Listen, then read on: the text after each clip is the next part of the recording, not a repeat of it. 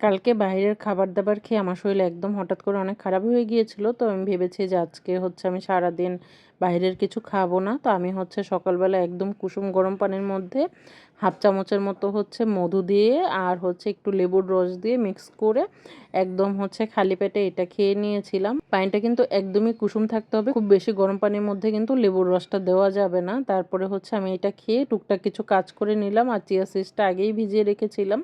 তো নাস্তা করার আগে চিয়া সিডসের পানিটাও খেয়ে নিয়েছি। আর আজকে সকাল হচ্ছে নাস্তায় হচ্ছে আমি একটা স্যান্ডউইচ খেয়েছিলাম। তো আমার বাসায় যেহেতু ব্রাউন ব্রেড ছিল ভাবলাম একটু স্যান্ডউইচ করে নিই। এখানে হচ্ছে স্যান্ডউইচটা আমি খুবই সিম্পলভাবে জাস্ট হচ্ছে শসা, টমেটো আর হচ্ছে অল্প একটু চিকেন দিয়ে করে নিয়েছি। তারপর আমার বাইরে একটু কাজ ছিল, আমি বাইরে হচ্ছে কাজে চলে গিয়েছিলাম। তো এসে হচ্ছে আমি বাসায় একটা আপেল খেলাম।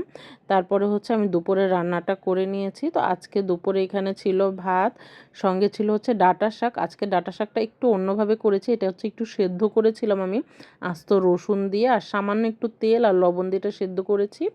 সঙ্গে ছিল পাবদা মাছ। আর সকালে আমি একটা ডিম সেদ্ধও করেছিলাম, কিন্তু ডিম সেদ্ধটা আর খাওয়া হয়নি।